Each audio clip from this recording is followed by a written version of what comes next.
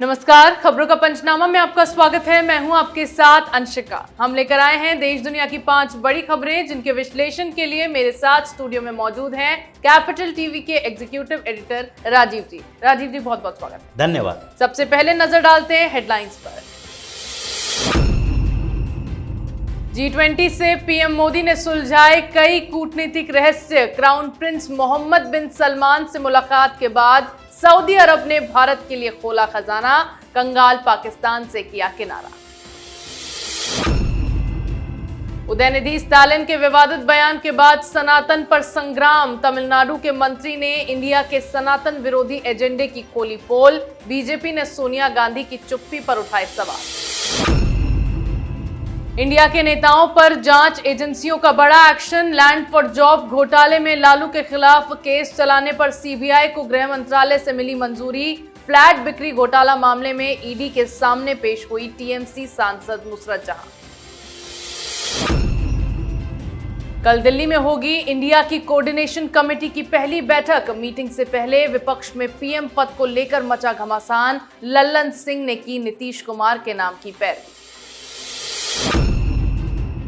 Jinping के शासन में चीन के टॉप ऑफिसर्स गायब। विदेश मंत्री के बाद रक्षा मंत्री लापता। शक के घेरे में आए चीनी राष्ट्रपति।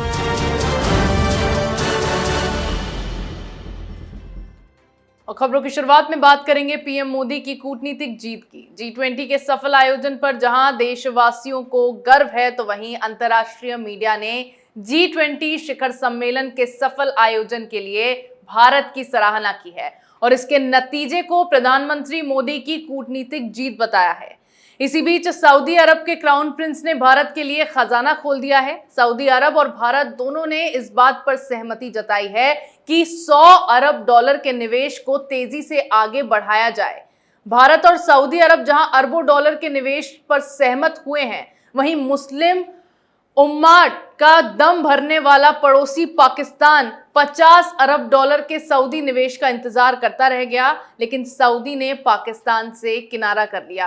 राजीव जी, एक तरफ तो मोदी जी की कूटनीतिक जीत करार दिया गया G20 को, और अब सऊदी अरब ने जिस तरह से अपना खजाना खोला, उससे पाकिस्तान को कैसे झटका लगा? देखिए, जिस तरीके से G20 को मैनेज किया गया, सारे देशों के साथ संबंध बेहतर करने की कोशिश की गई, ये एक शानदार कूटनीति, एक लाजवाब डिप्लोमेसी कहा जा सकता है पीएम मोदी का। दिल्ली डिक्लेरेशन से जो पुतिन और बाइडेन, यानी एक तरफ अमेरिका एक तरफ रूस, जो कि रूस यूक्रेन वार के लिए बाइडेन इस बात के उम्मीद पर थे कि भारत कैसे समर्थन कर दे, लेकिन समर्थन नहीं हुआ।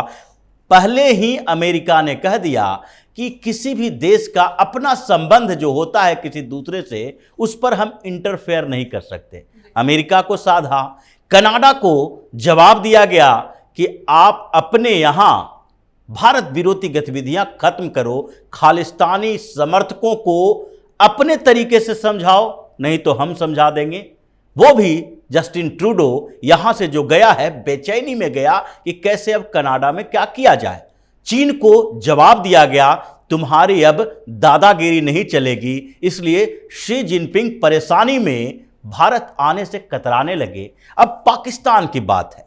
पाकिस्तान ऐसे ही भारत के सामने नथिंग, कुछ भी नहीं है, लेकिन वो इस्लाम के नाम पर अरब देशों को अपने साथ लाने की कोशिश करता है, क्योंकि जितने भी इस्लामिक कंट्री हैं उसमें अगर सैन्य मामले में देखा जाए तो पाकिस्तान ताकतवर देश माना जाता है। परमाणु बम उसके पास है और इसलिए पाकिस्तान समझता है कि जितने अरब देश हैं वो भारत के खिलाफ कम से कम उसका साथ दें। अब भारत और सऊदी अरब के बीच जो बेहतरीन संबंध आगे बढ़ा है, उसी का यह परिणाम है इन्वेस्टमेंट।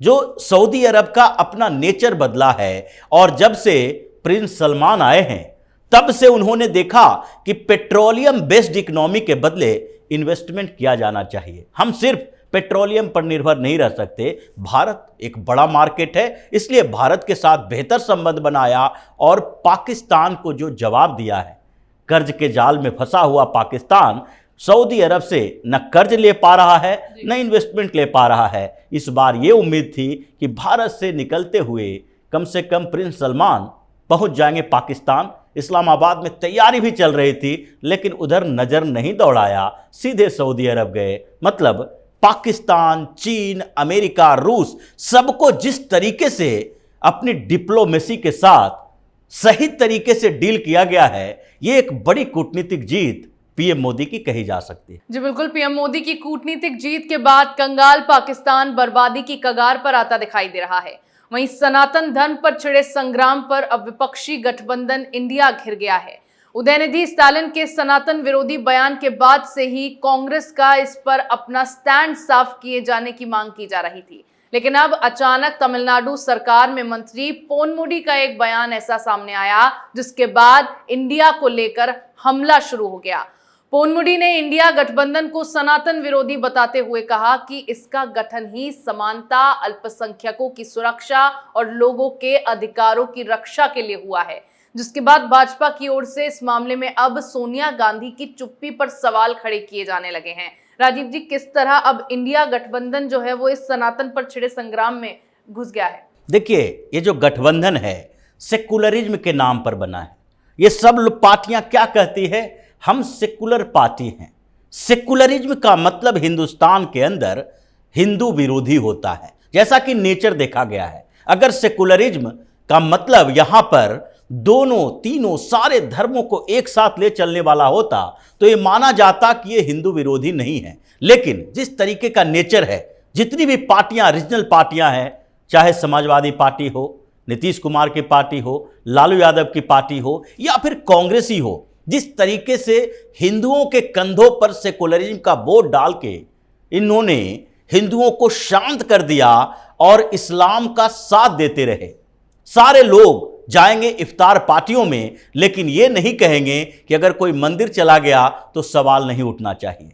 ये हिंदू, मुसलमान, सिख, ईसाई की बात करने वाले ये सेकुलर नहीं हैं। और इसलिए अब सवाल उठ रहा है कि जो तुम लोग सनातन को टारगेट कर रहे हो, क्या दूसरे को भी इन्हीं बुराइयों के आधार पर टारगेट कर सकते हो? अगर किसी धर्म में कमियां हैं तो सारे में हैं।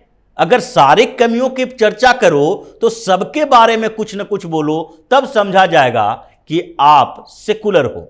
लेकिन सबकी कमियां छुपा लो और हमारी कमियों को उभारने की कोशिश करो, उसके आधार पर सनातन का विरोध करो, तो यह सोनिया गांधी को समझना चाहिए। क्योंकि ये गठबंधन 15 पार्टियों से बढ़ता बढ़ता 28 पार्टियां जो बनाई है, सोनिया गांधी की अहम भूमिका रही है। यूपीए की चेयरपर्सन हुआ करती हैं और ऐसे में इनको बोलना चाहिए कि ये जो हमारे गठबंधन के सहयोगी ऐसा बोल रहे हैं, गलत बोल रहे हैं, हम इन लोगों के खिलाफ हैं। ये बोलते क्या है कि सबकी अपनी अपनी विचारधारा है, तो तुम्हारे विचारधारा वाली पार्टियों में कोई अगर anti Hindu, anti Indian, anti society, अगर समाज विरोधी, देश विरोधी, धर्म विरोधी पार्टियां हो तो ये उसे एक्सेप्ट करोगे? इसका मतलब है कि पूरा का पूरा गठबंधन हिंदू विरोधी, भारत विरोधी, देश विरोधी, समाज विरोधी गतिविधियों का एक अड्डा बना हुआ है। जी बिल्कुल, उदयनिधि के बयान से अब सोनिया गांधी बुरी फंस गई हैं। अगली खबर में बात करेंगे भ्रष्टाचार के मामले में फंसे विपक्षी नेताओं की। लैंड फॉर जॉब स्कैम में राजद प्रमुख लालू यादव की मुश्किलें बढ़ गई हैं, क्योंकि मामले में सीबीआई को गृह मंत्रालय से लालू यादव के खिलाफ केस चलाने की अनुमति मिल गई है।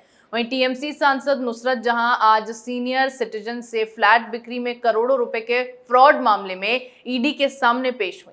इसके अलावा टीएमसी सांसद अभिषेक बनर्जी को पशु तस्करी मामले में 13 सितंबर को ईडी ने पूछताछ के लिए बुलाया है, जिससे विपक्षी नेता बौखलाए हुए हैं। राजीव जी, 13 सितंबर को कोऑर्डिनेशन कमेटी की मीटिंग होने वाली है। उससे पहले जिस तरह से विपक्षी नेताओं पर एजेंसियों का एक्शन हुआ है, क्या संकेत मिल रहे हैं उससे? देखिए, ये एक्शन कोऑर्डिनेशन कमेटी की बैठक से कोई लेना देना नहीं है। अभिषेक बनर्जी के बारे में सबको पता है कि ये किन किन मामलों में सुप्रीम कोर्ट पहुंच चुका है कि हमें ईडी से बचाओ। इन लोगों का मानना ही है कि जब हम लोगों ने गठबंधन बनाया है तो हम अपनी चोरी डकैती को छुपाए रखें। ये पॉलिटिकल प्रेशर देकर केंद्रीय एजेंसियों को दबाया नहीं जा सकता, क्योंकि सरकार बदल चुकी है, व्यवस्थाएं बदल चुकी है। अब टीएमसी ने इतने घोटाले किए हैं, 18 से ज्यादा नेता ईडी के राडार पर हैं, जिस पर चंगुल अंकुश लगा हुआ है ईडी का, कभी भी किसी को बुलाया जाता है। उसके अलावा जो कांग्रेस है उसके 24 ऐसे नेता हैं जो ईडी के मनी लॉन्ड्रिंग के केस में फंसे हुए हैं। अब पूरी की पूरी विपक्षी पार्टियां, 100 से ज्यादा नेताओं की लिस्ट है। तो तुम कैसे कह सकते हो चुनाव हो रहा है, या फिर कैसे कह सकते हो हमारी बैठक है? तुम्हारी पॉलिटिकल एक्टिविटी अलग है, ईडी का एक्शन अलग है, सीबीआई के मामले अलग हैं। अब लालू यादव के ऊपर जो लैंड फॉर जॉब का मामला चल रहा है, IRCTC घोटाला चल रहा है, या फिर चारा घोटाले में सारे में सजा हो चुकी है। अब इन मामलों में उनके खिलाफ एक्शन ना हो? एक्शन तो होगा, और ये पॉलिटिकल प्रेशर बनाने की कोशिश कर रहे हैं, लेकिन वो प्रेशर बनेगा नहीं। हो सकता है एक कोऑर्डिनेशन कमेटी के जितने लोग बेल पर बाहर जा रहे हैं, ये बैठक होते होते ऐसा ना हो चुनाव से पहले कोऑर्डिनेशन कमेटी में रिप्लेसमेंट ढूंढना पड़े। अभिषेक बनर्जी हों, संजय राउत हों, हेमंत सोरेन हों, या फिर तेजस्वी यादव हों, ये सारे के सारे तो बेल पर ही बाहर हैं, और सब अगर जाएंगे तो दूसरे नेताओं को अंदर लाना पड़ेगा। जी बिल्कुल, एक तरफ विपक्षी नेता ईडी सीबीआई के शिकंजे में फंसे हैं, तो दूसरी तरफ 13 सितंबर को विपक्षी गठबंधन की कोऑर्डिनेशन कमेटी की बैठक दिल्ली में शरद पवार के घर में होने वाली है। बताया गया है कि इस बैठक में आगे के कार्यक्रम क्या होंगे, चुनाव अभियान कहां चलाया जाएगा, इन सब पर विचार विमर्श किया जाएगा। लेकिन इस मीटिंग से पहले ही पीएम पद को लेकर फिर से इंडिया में घमासान शुरू हो गया है। बिहार में जदयू के अध्यक्ष लल्लन सिंह की ओर से फिर एक बार नीतीश कुमार को पीएम के दावेदार के रूप में पेश किए जाने के संकेत दिए गए। इसका एक वीडियो भी जदयू की ओर से एक्स पर पोस्ट किया गया, जिसके बाद से इंडिया में खलबली मची हुई है। राजीव जी, कोऑर्डिनेशन कमेटी की बैठक से पहले क्यों लल्लन सिंह ने नीतीश कुमार के नाम की पैरवी की, और कैसे इस पर अब इंडिया में घमासान मच सकता है? देखिए, ये लोग जो नाम देते हैं ना, जैसे INDIA ये दिया, उस पर विवाद हुआ। दूसरा विवाद ये कोऑर्डिनेशन कमेटी को लेकर है। कोऑर्डिनेशन, समन्वय करना, पार्टियों के बीच समन्वय होना चाहिए। इनके बीच तो विश्वास ही नहीं है, एक दूसरे पर इतना अविश्वास है कि लगता है कि अपने फायदे के लिए कुछ भी कर लो। अब कोऑर्डिनेशन कमेटी की बैठक क्यों होनी है? कैंपेन निर्धारित करेंगे, मंच तैयार करेंगे, कहां कितनी रैली होनी चाहिए, कैसे चुनाव में प्रचार करें। लेकिन उससे पहले चेहरे की जंग हो गई। लल्लन सिंह जो कोऑर्डिनेशन कमेटी के मेंबर हैं जदयू के, अब इतने बड़े नेता अगर ऐसी बातें बोल रहे हैं तो राहुल गांधी, सोनिया गांधी को समझना चाहिए, ये जितने चोर लिटोरे का गैंग इकट्ठा हुआ है, सब इसलिए इकट्ठा हुआ सत्ता तक जाएं। और सत्ता के लिए तो आपस में, परिवार में युद्ध हो जाता है, घर में झगड़ा हो जाता है, बाप बेटे, चाचा भतीजा सब एक दूसरे से लड़ रहे हैं। तो फिर ये कौन है? एक दूसरे के साथ इसलिए हैं क्योंकि इनको लगता है कि पीएम मोदी एक से रुकने वाले नहीं हैं, सब मिलकर रोकने की कोशिश करें। रुकने वाले तो सब मिलकर भी नहीं हैं, लेकिन कोशिश कर सकते हैं, और ये कोशिश नाकाम दिख रही है। बैठक से पहले हर बार, चाहे मुंबई में हो, बेंगलुरु में हो, पटना में हो, हर बैठक से पहले ये विवाद छिड़ता है कि कौन होगा इसका प्रमुख चेहरा। और ये विवाद फिर से शुरू हुआ नीतीश कुमार के यहां से, जिसमें बड़े नेता ने बयान दिया है। अब ये बवाल पैदा होगा उस बैठक के दौरान भी। जी बिल्कुल, कल कोऑर्डिनेशन कमेटी की मीटिंग है, लेकिन उससे पहले फिर से पीएम पद को लेकर इंडिया में खींचतान शुरू हो गई है। आज की आखिरी खबर में बात करेंगे चीन में मची उथल पुथल की। चीन में एक के बाद एक मंत्री गायब होते जा रहे हैं। चीन के राष्ट्रपति शी जिनपिंग की कैबिनेट के एक और मंत्री के लापता होने की खबर है। विदेश मंत्री किंग गांग के बाद अब देश के रक्षा मंत्री ली शांगफू लापता बताए जा रहे हैं। जापान में अमेरिका के राजदूत रेहम इमैनुअल ने सबसे पहले चीन के रक्षा मंत्री की गैर मौजूदगी का मुद्दा उठाया था, जिसमें उन्होंने दावा किया था कि चीन के विदेश मंत्री गायब हो गए। इसके बाद रॉकेट फोर्स कमांडर और अब रक्षा मंत्री ली शांगफू को 2 हफ्ते से नहीं देखा गया है। रक्षा मंत्री के गायब होने की अटकलों के बीच चीन के राष्ट्रपति जिनपिंग ने सेना में एकता और स्थिरता का आह्वान किया है।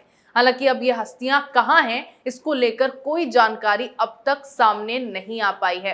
राजीव जी, क्या अब ये शी जिनपिंग का बुना हुआ कोई नया जाल है? ये जाल में शी जिनपिंग खुद फंस चुके हैं, क्योंकि रक्षा मंत्री का गायब होना, उससे पहले विदेश मंत्री का गायब होना, ये दिखाता है कि ये शी जिनपिंग के अंदर डर है विद्रोह का, सेना में विद्रोह का।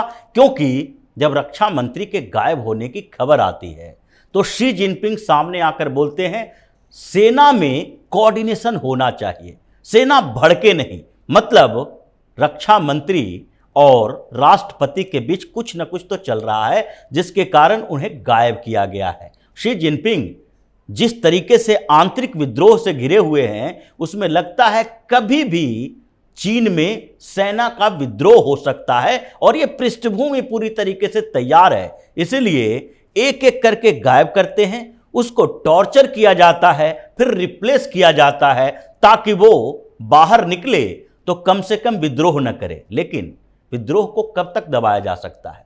ताकत से, क्योंकि सेना कम्युनिस्ट पार्टी के अंदर ही है और फिर भी उसके अंदर इतने गुट बने हुए हैं अभी कि शी जिनपिंग बाहर निकलने से डर रहे हैं कि चीन से बाहर जाएंगे, हो सकता है कि कभी भी विद्रोह हो, तख्ता पलट हो जाए और वापसी पर हमारे साथ कुछ भी हो सकता है। तो चीन में एक विस्फोटक स्थिति देखने को मिल सकती है। जी बिल्कुल, चीन में मंत्रियों के लापता होने के बाद अब इसे भी चीनी राष्ट्रपति जिनपिंग की किसी नई चाल के रूप में देखा जा रहा है। देश दुनिया की तमाम बड़ी खबरों पर हमारे साथ आपके विश्लेषण के लिए बहुत बहुत धन्यवाद। धन्यवाद। खबरों का पंचनामा में मेरे साथ आज इतना ही। अगर आपको हमारा ये वीडियो पसंद आया हो तो इसे लाइक करें, शेयर करें, कमेंट करें, साथ ही हमारे चैनल को सब्सक्राइब करना ना भूलें।